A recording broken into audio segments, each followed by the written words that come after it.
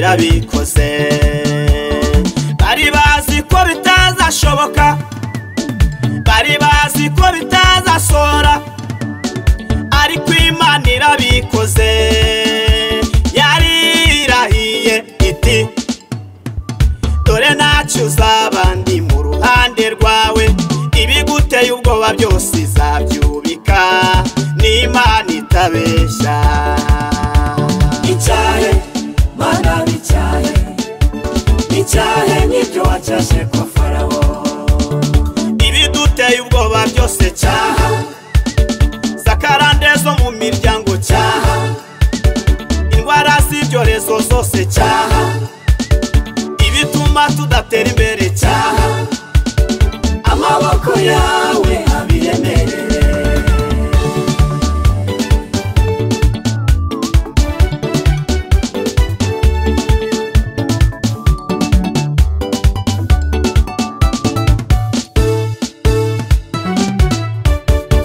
dore ikigoyi kiracitse imitego y'umwanzi ipfuye ubusa bari bazi ko tugiye kumwara ariko ntibyakunda Hamani we yibwiraga ko abayuda bafite ariko ntiyarasibanga isengesho rirayoboye kandi inuma y'inyabugingo yitura mu itongo ry'uyihiga dore ikigoyi kiracitse imitego y'umwanzi ipfuye ubusa bari bazi ko tugiye kumwara ariko ntibyakunda Hamani we yibwiraga ko abayuda bafite ariko ntiyarasibanga isengesho rirayoboye kandi inuma y'inyabugingo yitura mu itongo ry'uyihiga Bicyahe Mana Bicyahe Bicyahe nibyo wacyashe kwa Farawo ibiduteye ubwoba byose cyaha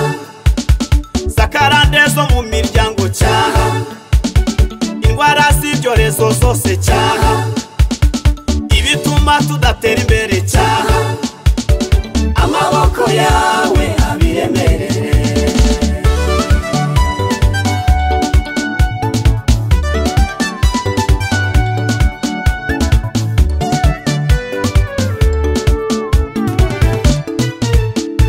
bikore Mana bikore bikore ukomeze kuduhisha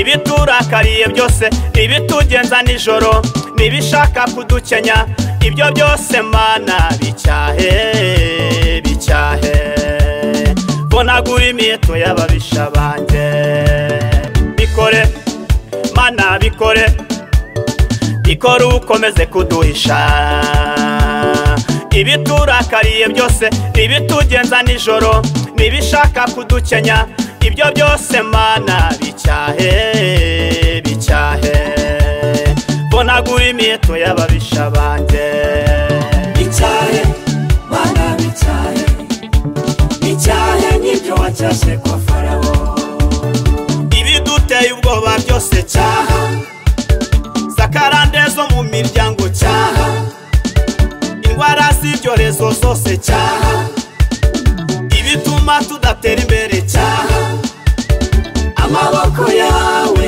abiremerere Bicyahe Mana Bicyahe Bicyahe nibyo wacyashe kwa Farawo ibiduteye ubwoba byose cyaha zakarande zo mu miryango cyaha indwara z'ibyorezo zose cyaha ibituma tudatera imbere cyaha amaboko yawe abiremerere wari uzi ko hari igihe umuntu agwa ku rugamba yabura umuntu umufasha akarinda ubwo arupfiraho cyane cyane akarinda ubwo arupfiraho yarasiwe ku rugamba hakabura umuntu umufasha akarinda ubwo apfira ku rugamba burundu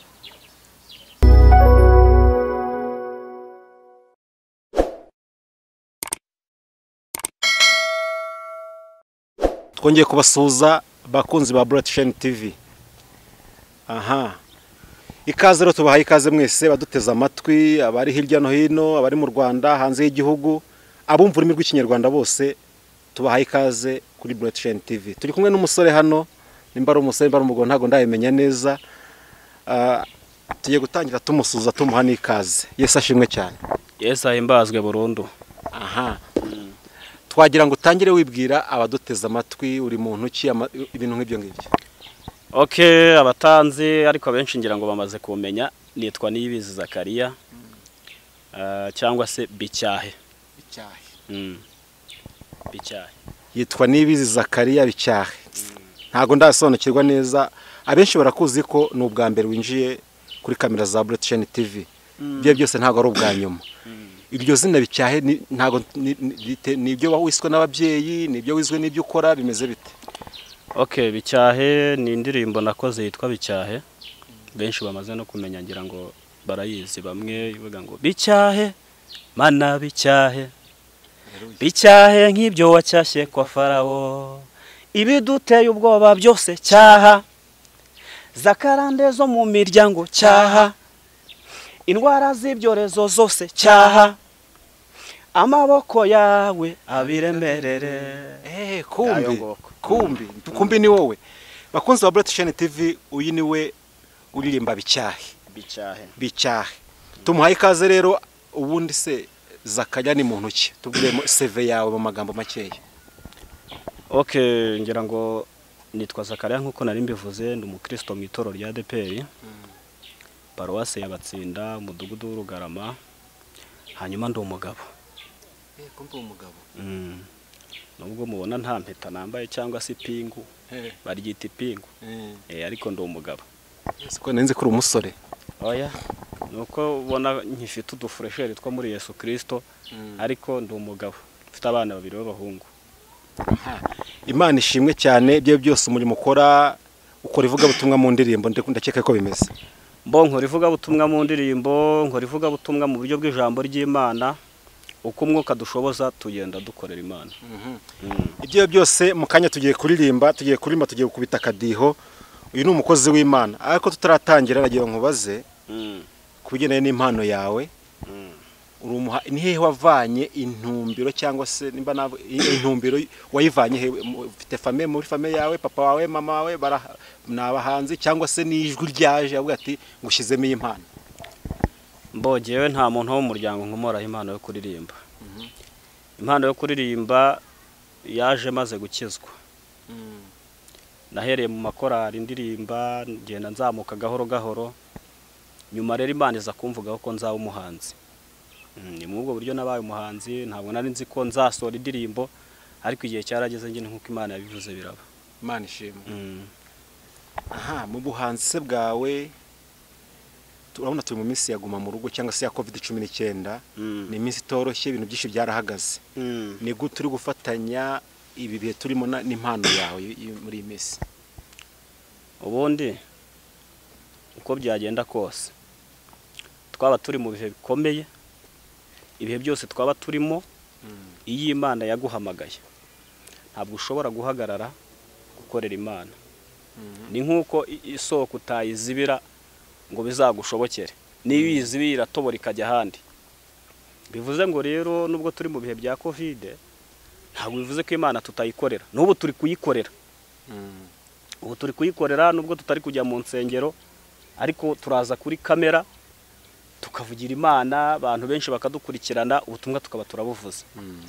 Ubwo rero ntabwo navuga ngo ndabifatanya nte, kuko igihe icyo ari cyo cyose uri umunyamuhamagaro nta gihe utazakorera Imana.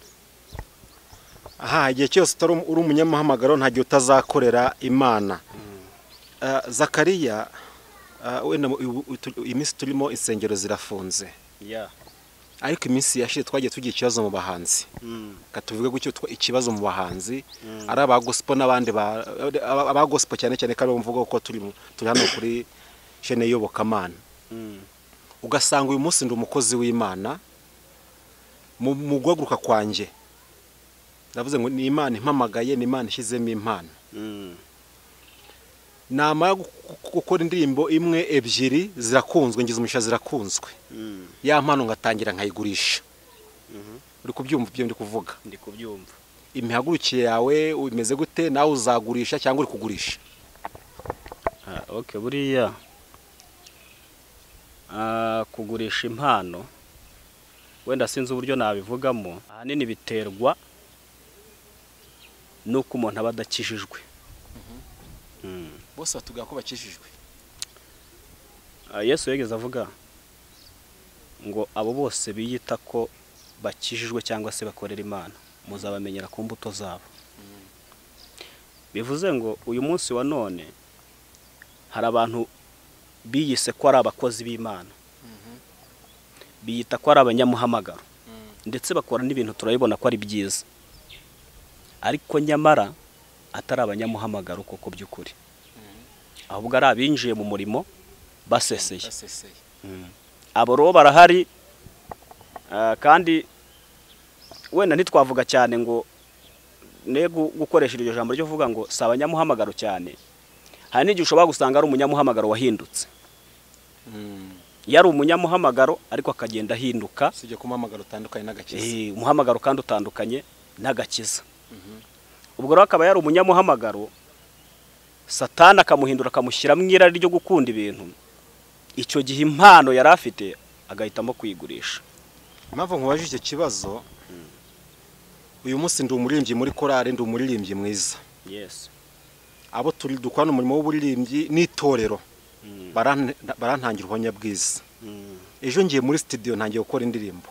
Iya mbere ndi umukristo, ya kabiri ndi umukristo, ya gatatu ntangiye kubihindura, ntangiye gutambika ibirenge. Ibyo biterwa n'iki?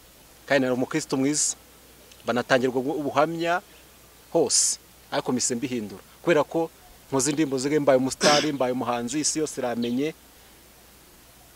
Ibyo biterwa n'iki?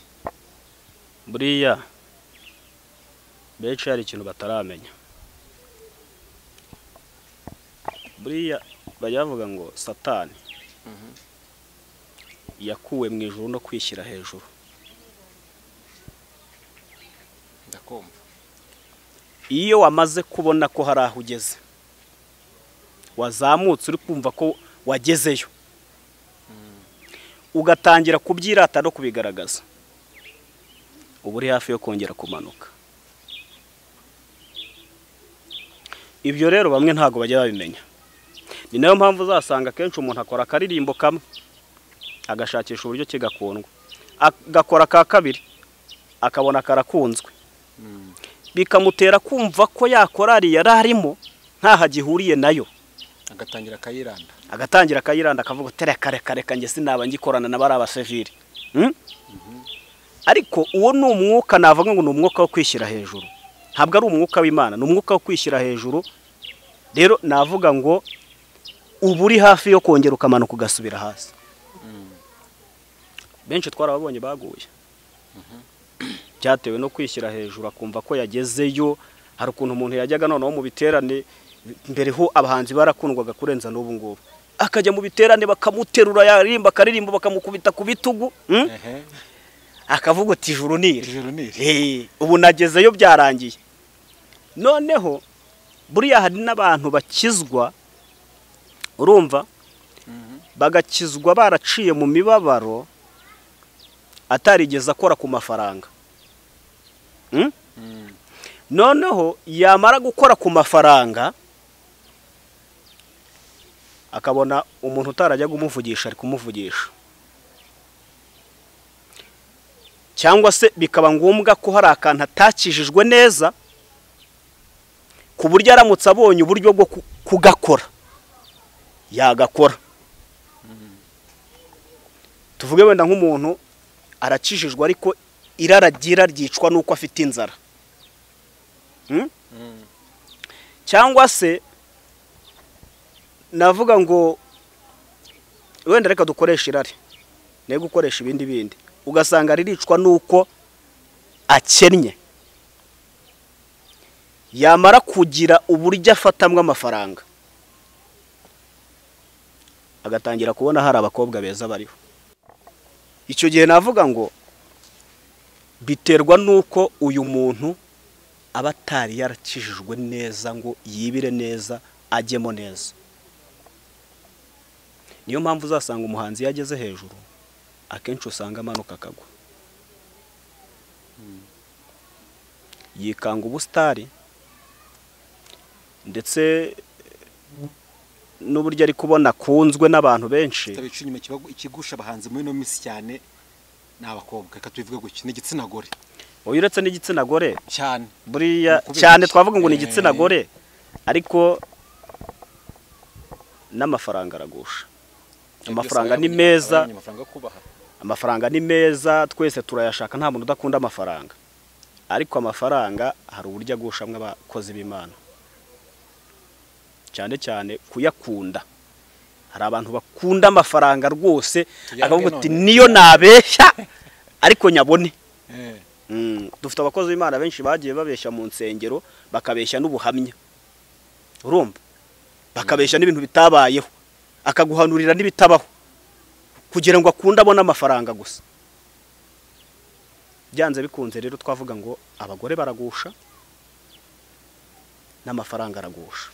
Ubwo ikizambere ni ikihe? Ni amafaranga azanyuma kugira ngo umuntu agushwe nabyo cyangwa nabo ngo ikizambere ni amafaranga? Tubwire abantu ngo ukene no badukurikiye bayitware bate? Okay.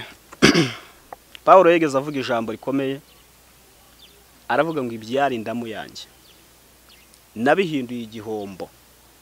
Aravuga ngo ndetse rimwe na rimwe mbifata nkaho ari nk'amase, kugira ngo nkunde ntunge Kristo muri njye. Bishatse kuvuga iki? Bishatse kuvuga ngo hari ibintu twebwe nk'abakozi b'Imana dukwiriye kubona nk'ibibambwe. Ibyo bizagufasha kuba umukozi w'Imana nyakuri. Amafaranga uyatunge ni byiza, ariko uyabone nk'ibibambwe. Abo bagore babone, kuko ntabwo uzagenda upfuye amaso, ntibazakubeshya buriya nta muntu ubaho ugenda atareba. Ariko muri kwa kureba, ureba ariko mu mutima wawe ubifate nkaho bitariho. Mu gihe cyose uzafata ikintu ukagiha agaciro muri wowe, ukakimika, byanze bikunze imbere y'Imana kizaba kibaye nk'ikigirwamana. Bivuze ngo ahanini niho benshi bagwa. Niba ugize icyubahiro, kugira icyubahiro ni byiza, biraryoha. Buri iyo umuntu aguhaye agaciro akakubaha, wumva ari ibintu bishimishije.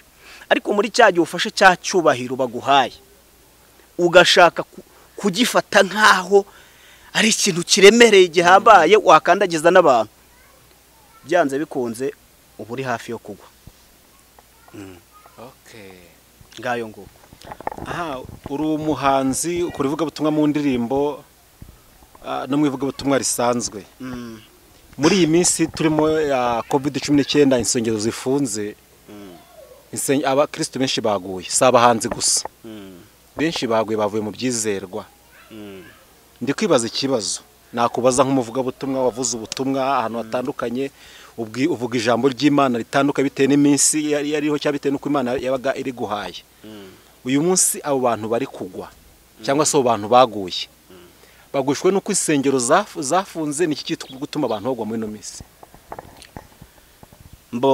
Buriya navuga ngo turi mu bihe byo kurira no kuboroga.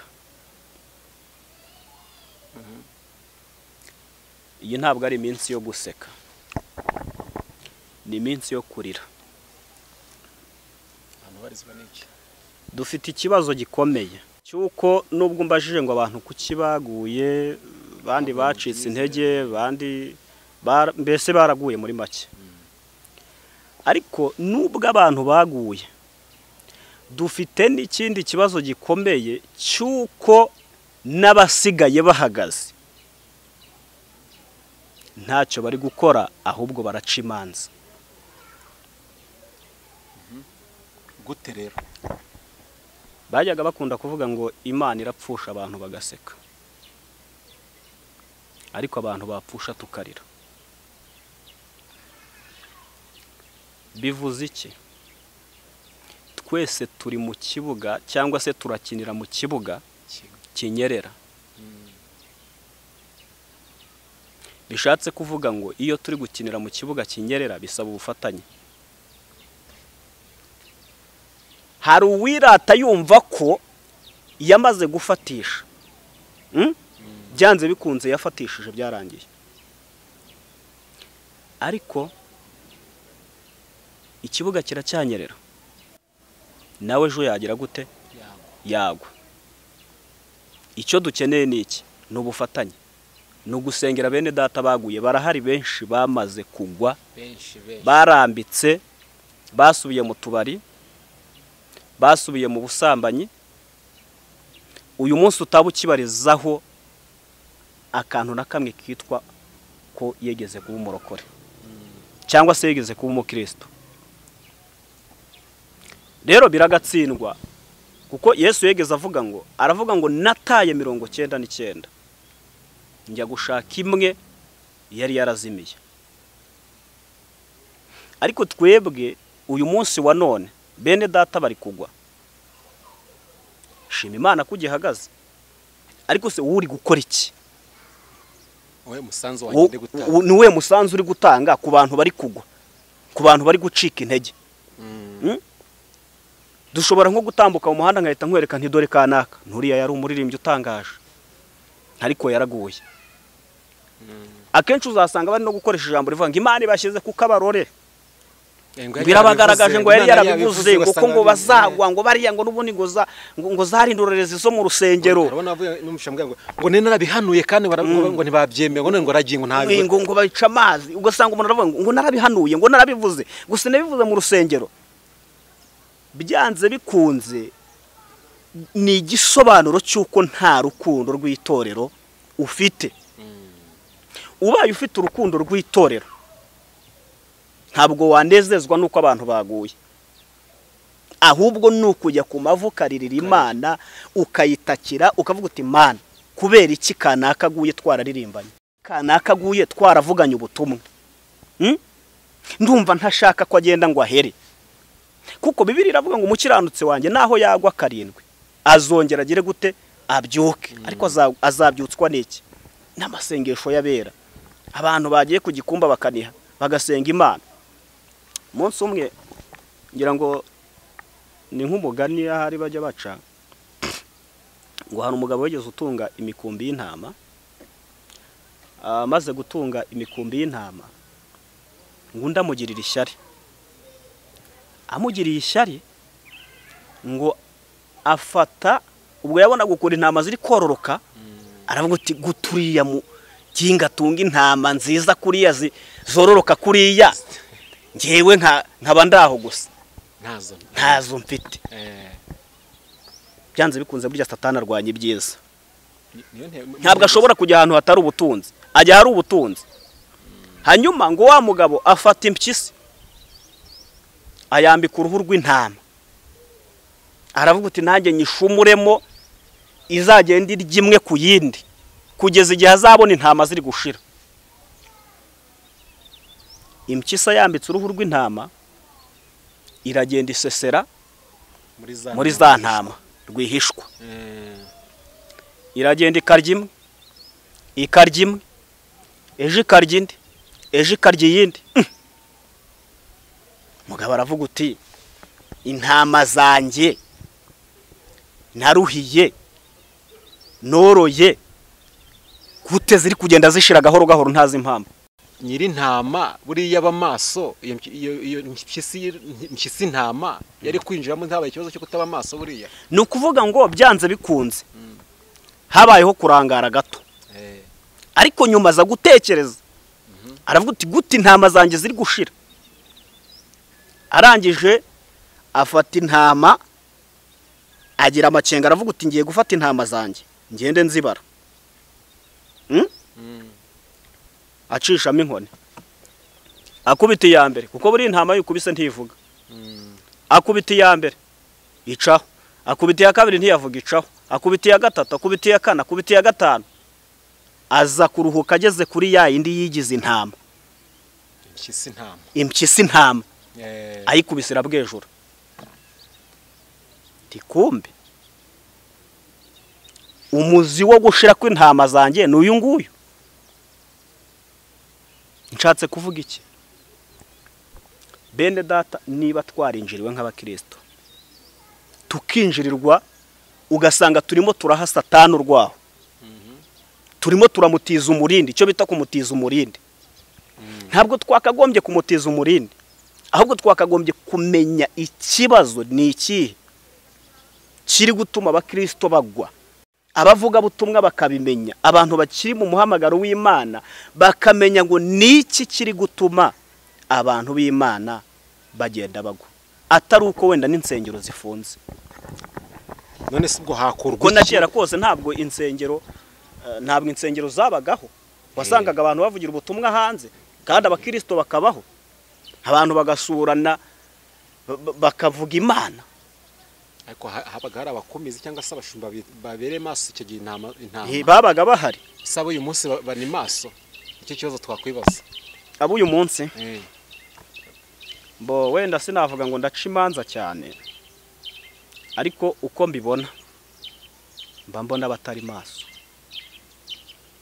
kuko nta kuntu umukristo ashobora kumara umwaka ari umukristo mu itorero utazi naho atuye. Yewe umudiyakoni ntazi aho umukristo atuye, mwarimu ntazi aho umukristo atuye, nta n'umuririmbyi uzi aho utuye. abantu babaye nyamwigendaho, abantu babaye ba nyamwigendaho nabo twita ko ari abaturagiye. Ni ukuvuga ngo nabo duhurira mu nsengero. Muri aho bene data turabashuje mu izina rya Yesu, Imana ibahe umugisha.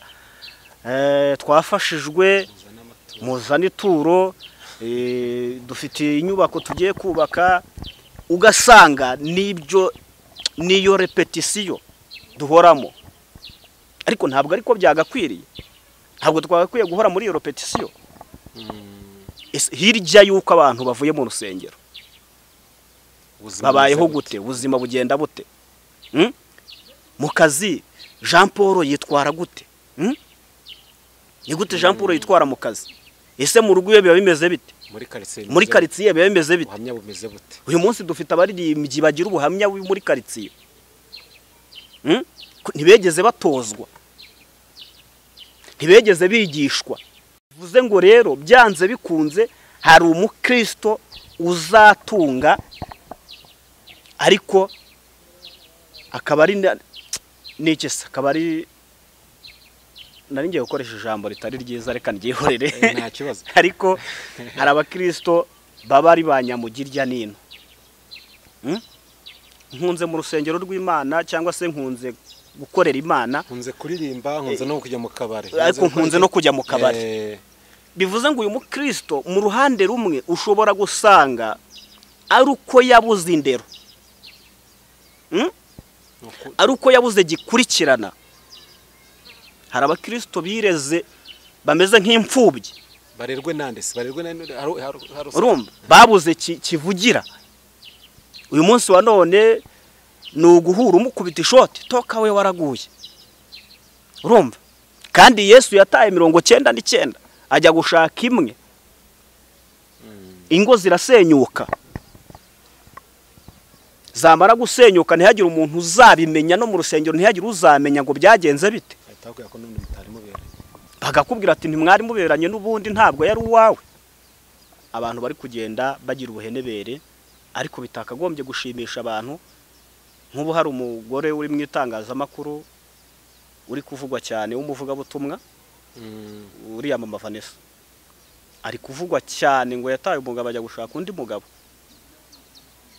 Ariko uyu munsi urasanga nk'umuntu arimo aravuga ngo ni Imana ibiri kubashyira ku karubanda, ngo n'ubundi buriya bari basanzwe ngo ari ba bantu biyoberanya mu itorero. Ariko ntushobora gutekereza ko wenda uwo muntu ari umwambi yarashwe, ngo bitekereze uvuga uti nyamara uyu mwene data ararashwe. None ko arashiwe ku rugamba, ni iki twakora kugira ngo iki cyuho kibaye cyangwa se ibi bintu bibaye ntihagire undi mukristo bizabaho cyangwa subire ku rugamba? Wari uzi ko hari igihe umuntu agwa ku rugamba yabura umuntu umufasha akarinda ubwo arupfiraho cyane cyane, akarinda ubwo arupfiraho yarasiwe ku rugamba, hakabura umuntu umufasha akarinda ubwo apfira ku rugamba burundu. Ntago byoroshye. Abaduteze amatwi inshuti bavandimwe, ijambo ry'Imana rivuga ngo ucyambaye umwambaro w'urugamba ye kwirata nk'ukuwemo. Turi mu isi tufashe igihe mu ntambara, turi ku rugamba.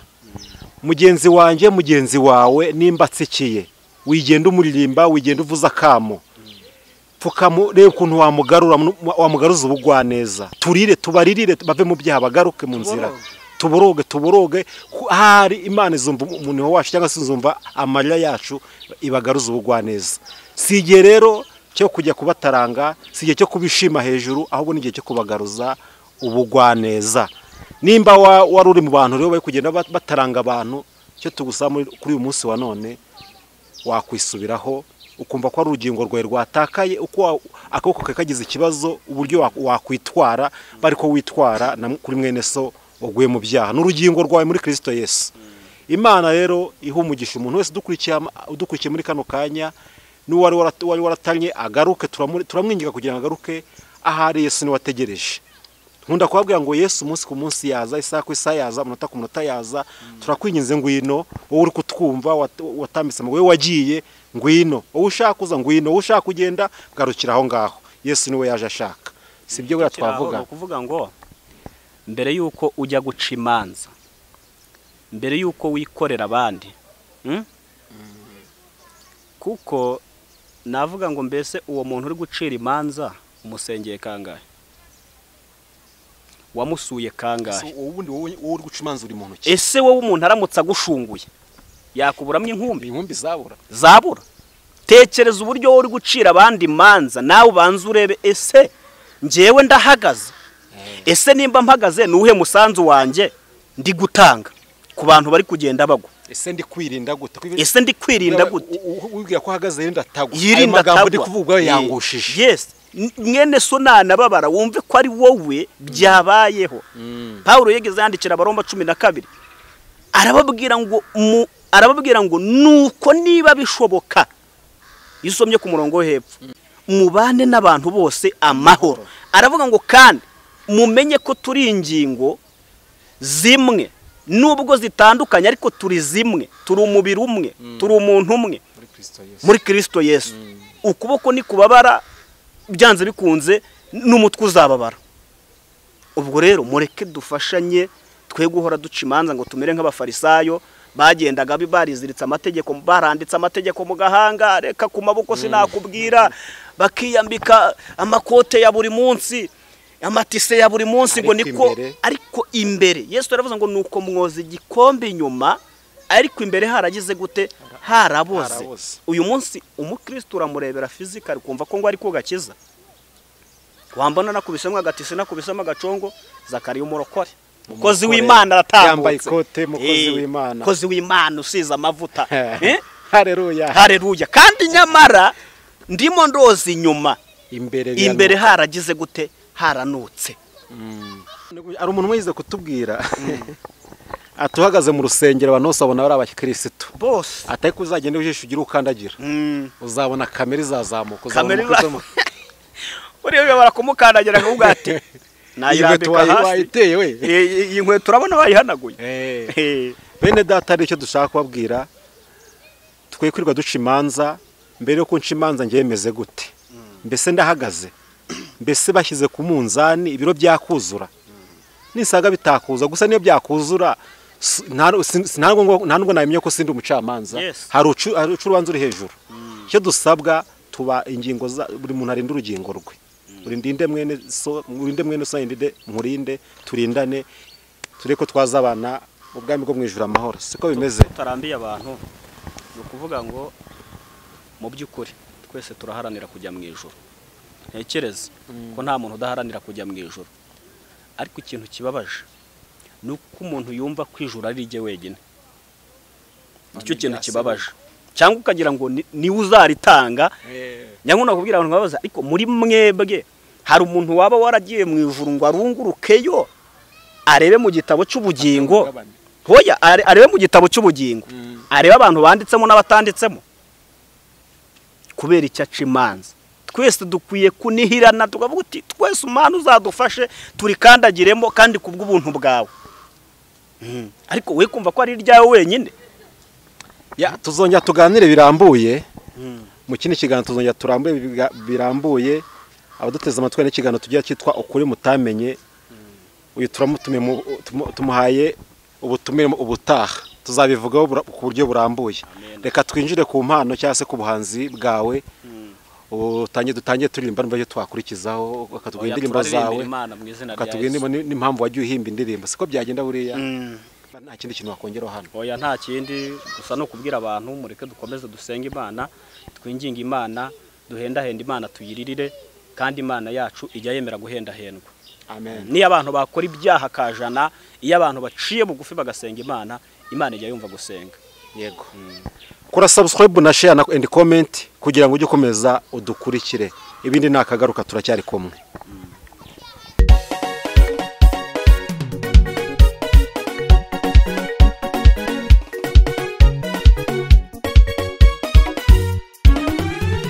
izinzira zose unyuramo izi migambi yawe yose nubwo ari inzozi nyinshi warose zimwe zabaye iz'imiruho ariko hari ijambo ry'ukuri ryavuzwe na nyir'ibihe Yesu ufite urufunguzo ibya none n'ibizaba ejo ubwoba ntibushire niwe bendera ry'amahoro niwe buhungiro bw'abizera Yesu mwami w'abami Yesu ufite urufunguzo ibya none n'ibizaba ejo ubwoba ntibushire niwe bendera ry'amahoro niwe buhungiro bw'abizera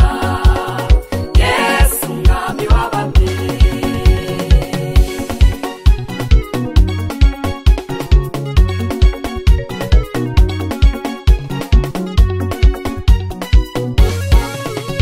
nubwo waca mu bikomeye bizagukomeza umutima inzira y'umusaraba niyo soko y'ubuzima mbega ubuntu mbega amahirwe niwe pfundo ry'umugisha abazamwizera bose bazabona ko agira neza nubwo waca mu bikomeye bizagukomeza umutima inzira y'umusaraba niyo soko y'ubuzima mbega ubuntu mbega amahirwe niwe pfundo ry'umugisha abazamwizera bose bazabona ko agira neza Yesu ufite urufunguzo ibya none n'ibizaba ejo ubwoba ntibushire niwe bendera ry'amahoro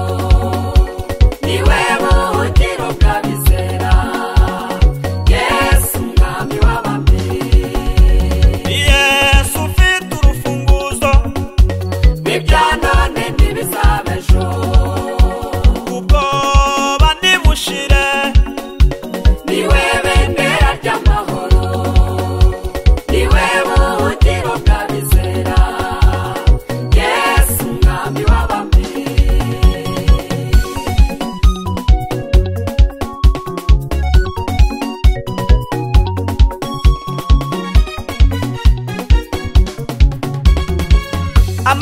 amahirwe uwo ninduhiriwe uwahanze amaso kuri cya giti cy'umusaraba uwo nazakorwa n'isoni uzakingurirwa amarembo yawe ntazugarirwa umuriro ntuzazima ku gicaniro amahirwe uwo ninduhiriwe uwahanze amaso kuri cya giti cy'umusaraba uwo nazakorwa n'isoni uzakingurirwa amarembo yawe ntazugarirwa umuriro ntuzazima ku gicaniro Yesu ufite urufunguzo ibya none n'ibizaba ejo ubwoba ntibushire niwe bendera ry'amahoro niwe buhungiro bw'abizera Yesu mwami w'abami